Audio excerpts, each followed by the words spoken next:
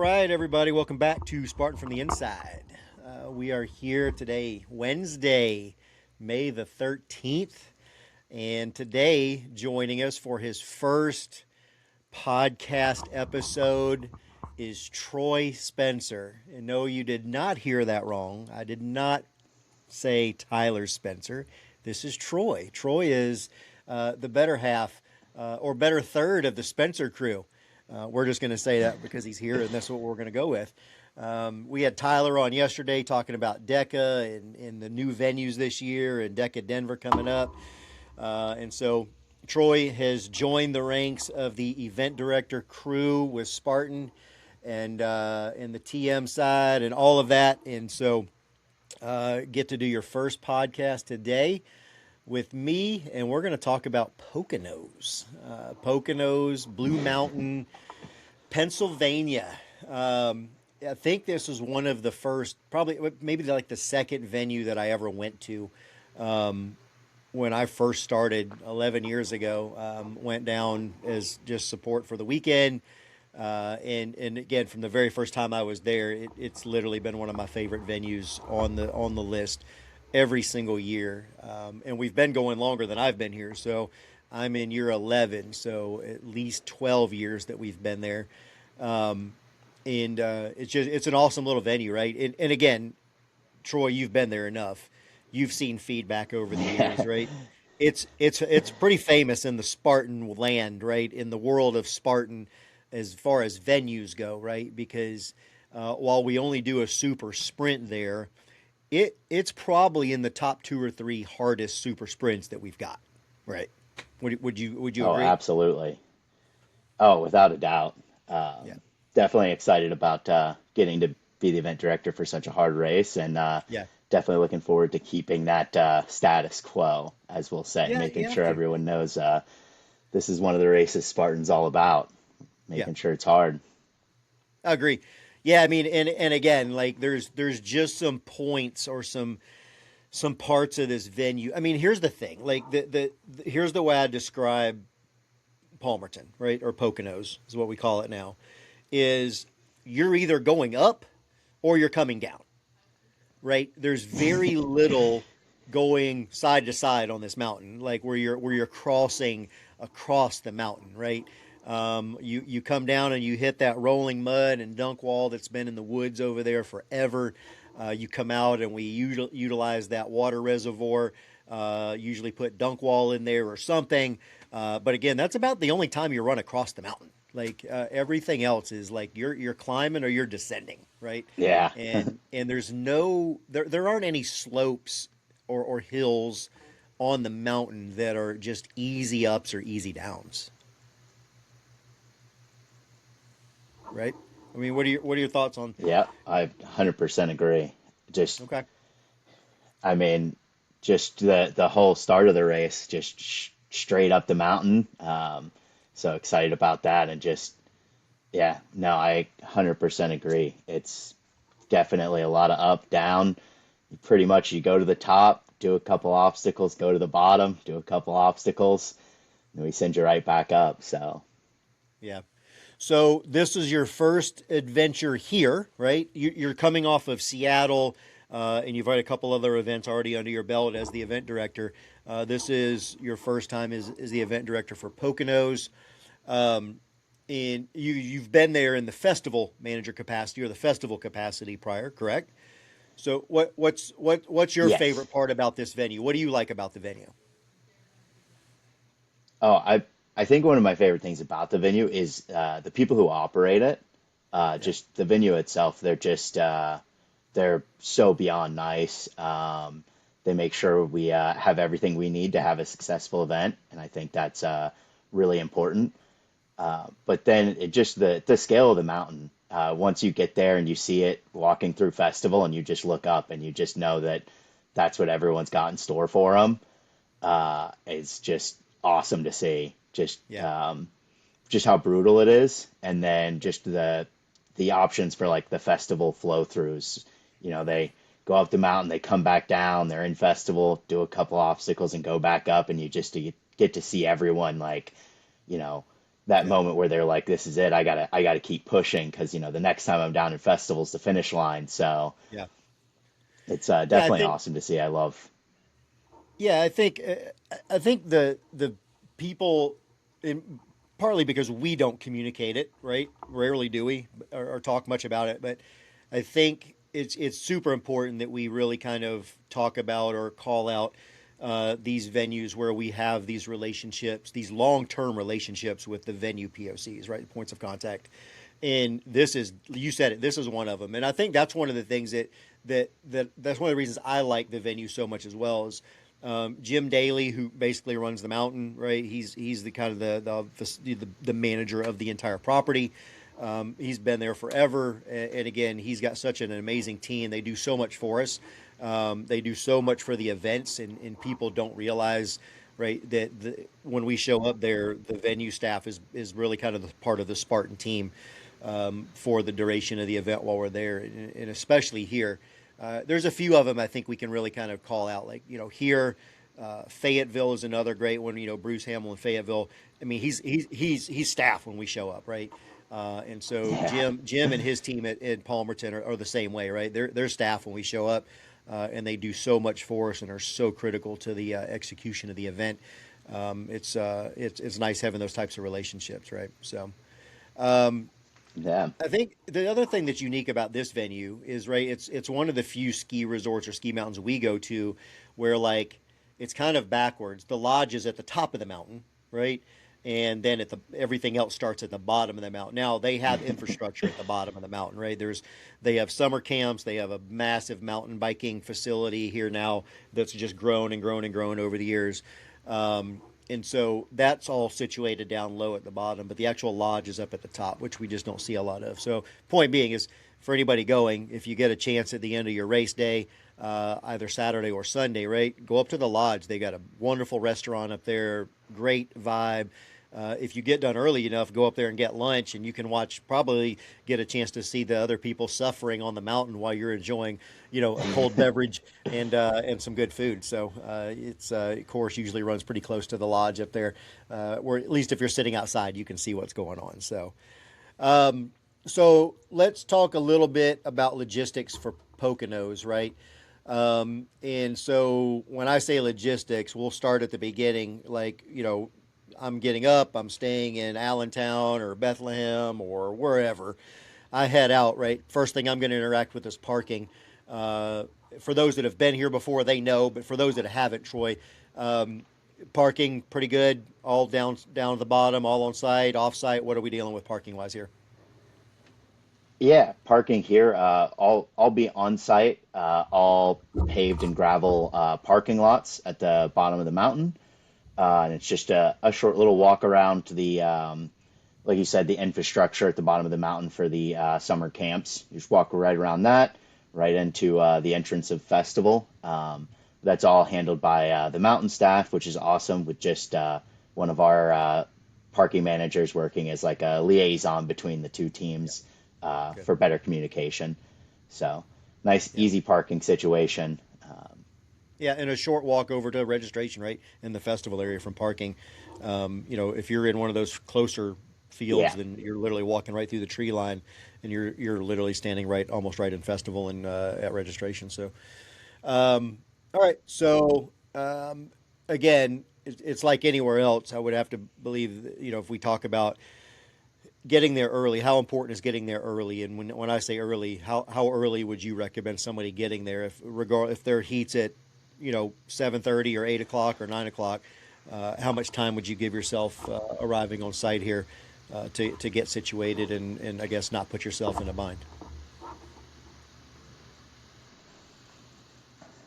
I would probably give myself an hour before your heat time. Just that gives you plenty of time to go through registration, check your bags, and get warmed up. I think, especially with a race like this, with it's known to be warmer in temperatures, so it gives you time to kind of acclimate to the weather. Definitely time to warm up, which is going to be really important for a mountain race. Just taking that extra step. I know I've seen it before. A lot of our racers, they show up, register, and they go straight to start line. I think this is one of those races where you definitely want to take that time, utilize our coaching zone to warm up, pull ups, the rope climb, all of that, even the spear throw, just, Yeah. get some time moving around, up and around just before you start on that mountain. Because once you get on that mountain, it's not going to be an easy one. So where's spear throw going to be? And I'm going to ask for a reason. Where's spear throw going to be at this time? Spear throw should be, it is about mile, I want to say it's mile 4, or no, it's Somewhere mile towards the. 6 for the super and Okay. mile 2, almost 3 for the sprint. So Down by the lake, like the reservoir opposite yeah. the dunk wall. Yeah. So again, I bring that up because we've played with it all over the mountain, right? We've put it up at the very top, so really kind of you make this massive climb to the top, and you're just completely smoked, right? And so you've got a challenge of hitting the spear and tacking 30 burpees on at the end if you miss it. We've actually put it down at the bottom, similar to what you guys are doing this time, and you're putting it towards the end, right, way down in the end of the race. And so, like, you're going to have all of these Oh factors. yeah. Like, your legs are going to be shot. You're going to be breathing like again. You're going to have to come into spear throw ready to go with it being towards the end because all of the senses and all of the fatigue will have been setting in already by the time you get there, right? And so it can be a game changer here.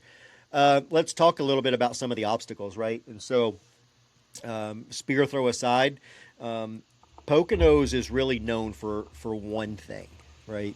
From an obstacle, well, two things. I'll say that two things.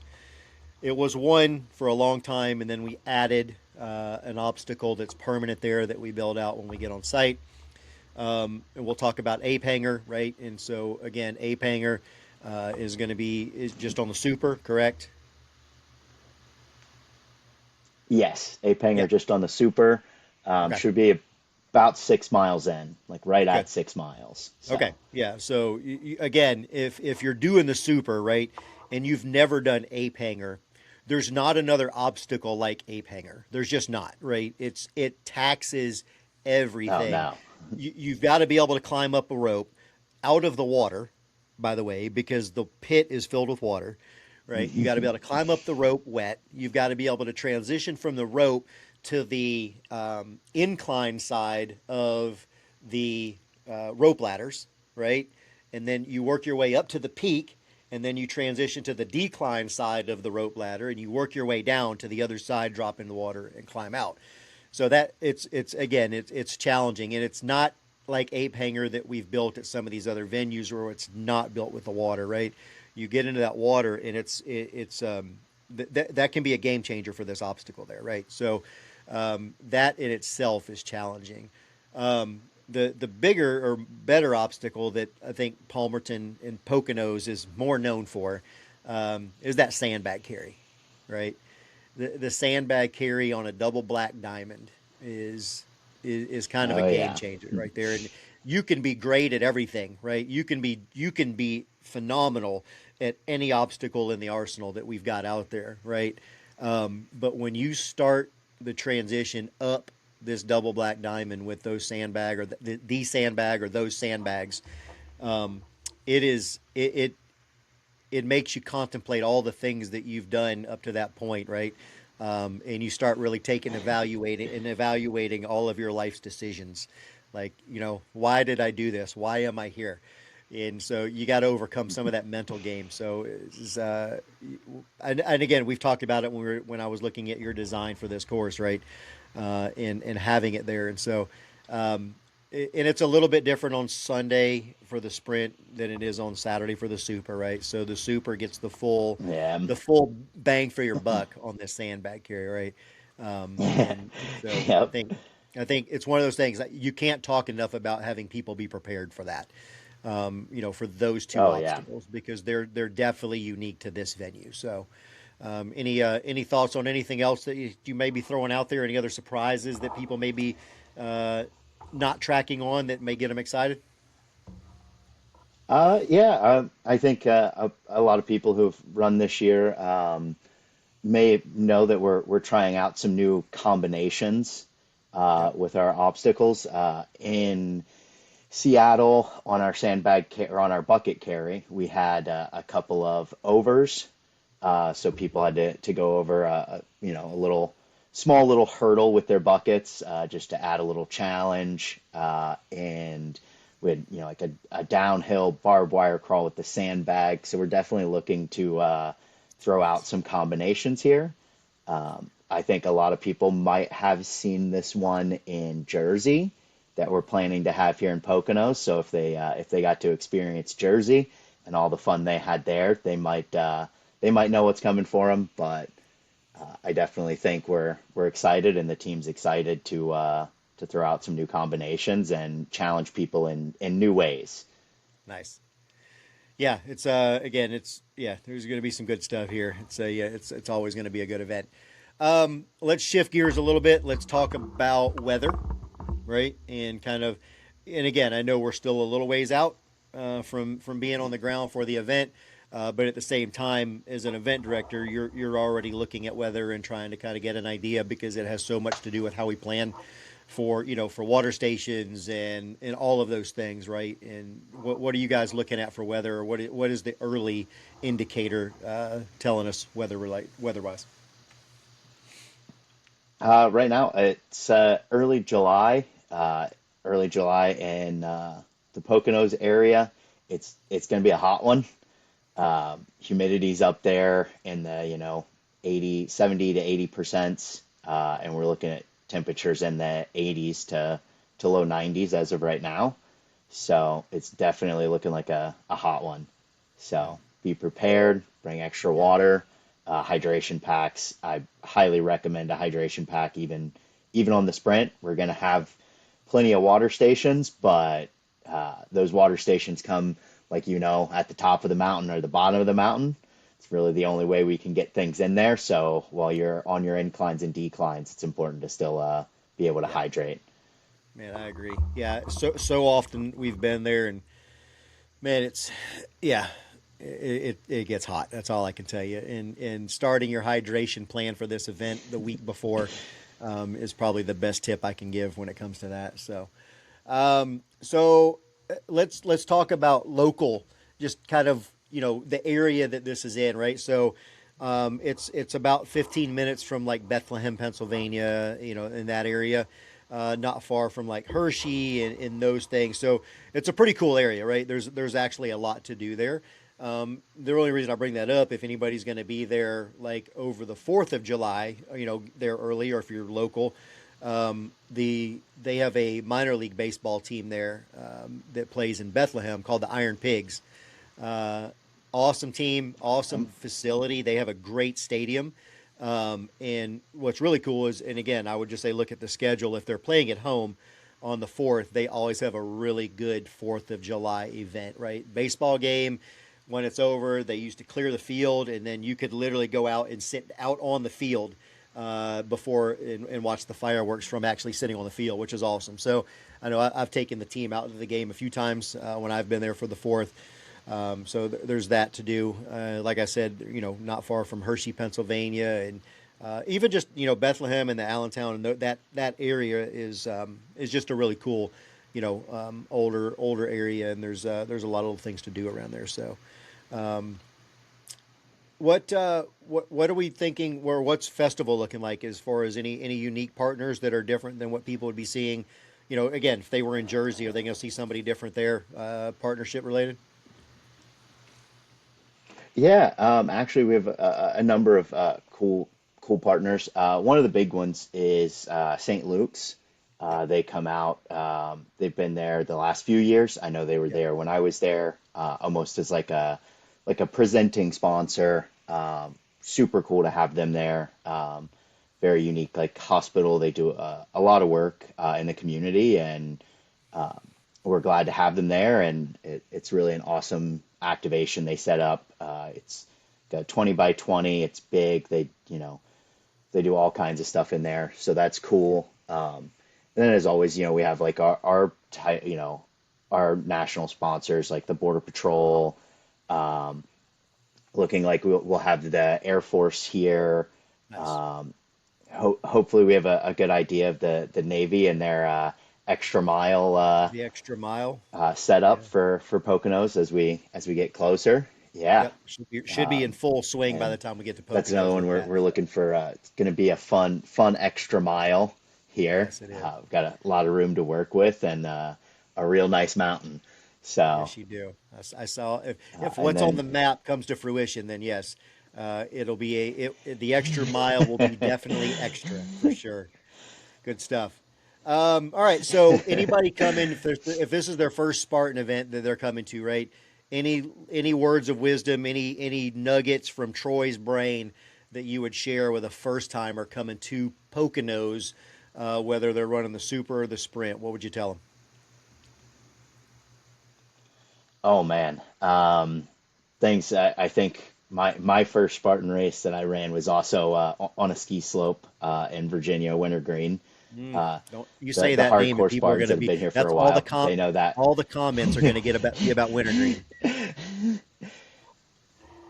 They know that, and so I know starting there, I hydration pack and water. I mean, I can't say it enough, especially with hot races and mountains. Uh, it's worth it. Go out, get a nice hydration pack, get a running belt, a runner's vest, just something to carry a little bit of water with you, Yep. and then electrolytes. It's going to be really important. You're going to be out there sweating, and that's our goal. So just bring electrolyte tablets, something to add to your water, anything like that is going to be huge.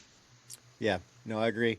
Yeah, and you can't stress that enough, right? I think I would agree if for a first timer or even a veteran, right? That's you can't you can't you can't shortchange the water part of this, the hydration and the electrolytes. I was talking with Richie about Colorado Springs the other day, and I had just watched a podcast, and one of the stats they were talking about, it was a lot of it was revolved around hydration and electrolytes and the impact that it has on more specifically endurance or ultra distance runners. But they said one of the stats that stood out to me. They said a 1% loss in electrolytes within your body equates to a 10% loss in performance ability. So think about that, right? If you get behind, right? If you get behind on that hydration on those electrolytes, and you're not coming into the race on track, right, where you need to be, then it's really hard to catch back up, right? And it will definitely affect or impact your ability to perform, or again, whatever your expectations are, right? It can definitely have an Yeah. impact on hitting or not hitting your expectations on race day. So awesome. So Troy, any last minute notes or points that you'd like to call out for Poconos? Yeah, I would just say that myself and the team we're excited to get to put on such a challenging Spartan race. Yeah. Can say my first two races were on the flatter side, and then also getting to be a part of the Northeast National Series. I Yep. think is just really awesome. Kind of coming from this area. Um, and so really excited to get to put this event on and making sure that this is a Poconos challenging race, lives up to the hype of Poconos, maybe even put Poconos in that wintergreen category if we do it right. That's right. Well, good deal, man. It's great talking with you. And I would say for anybody coming out to the Poconos event, again, make sure you find Troy, right? Show the team and Troy a little love when you're out there. Just handshake, thanks, whatever. Again, show them some love. And, if you happen to be coming to Poconos or one of the other events Troy's at, or, before you get to Cincinnati where his brother Tyler's at, if you get to Cincinnati, you can tell Tyler that the other Spencer's coming, right? The other Spencer is here. He's announced his arrival, and that Tyler's not the only game in town anymore. So Troy is out to take the throne for these tough events. So Troy, appreciate you taking the time to get on today, That's and I keep we'll talk to you soon. all right. Sounds good. Thank you for having me. Yeah, absolutely. All right, thanks everybody for joining us, and we'll see you on the next episode of Spartan from the Inside. See you soon. Bye.